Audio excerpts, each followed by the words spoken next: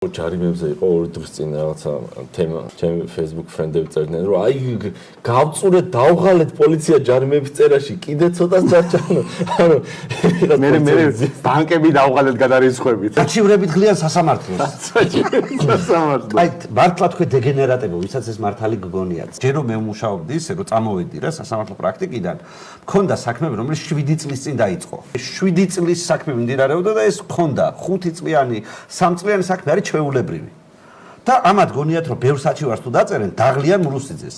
და მურუსიძე ძალიან შეწუხდება, ახლა ვადა თუ გადააცილა. ხო და რამდენიმე წელი. არა ფინანსთა მისი ნერვიულობს, რომ ზედმეტი შემოსავალი ექნება გაუთვალისწინებელი და არ იცის რა ქნას. ხო.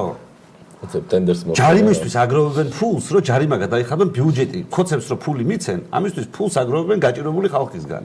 და ვითომ ერთმანეთს ეხმარებიან, მე ესეთი სიგიჟე უბრალოდ არ მინახავს. მაგ ფულით წყლის ჭაული უნდა იყდო ხოცება, ეგ იქნება ირონია. ან რაღაცა ის. არა, ჩვენ ხო ეგრე შვებიან კაცო, ხოცები ყიდულობენ წყლის ჭავლის მანქანას, ამათი ჯარიმების გადახდილი ფული. ნაცვლად იმისა, რომ დაორგანიზო პროტესტი, რომ ჯარიმა არ გადაიხადო. ანუ ისე დაორგანიზო პროტესტი, რომ არავინ ჯარიმას არ იხდიდეს. ეს უნდა დაორგანიზო, ხო, სამდვილეში თუ მამის დაორგანიზებელი ხარ. მაგრამ ეს როგორ უნდა დაორგანიზო ლაპარაკის გარეშე, ქუჩაში ღრიალით.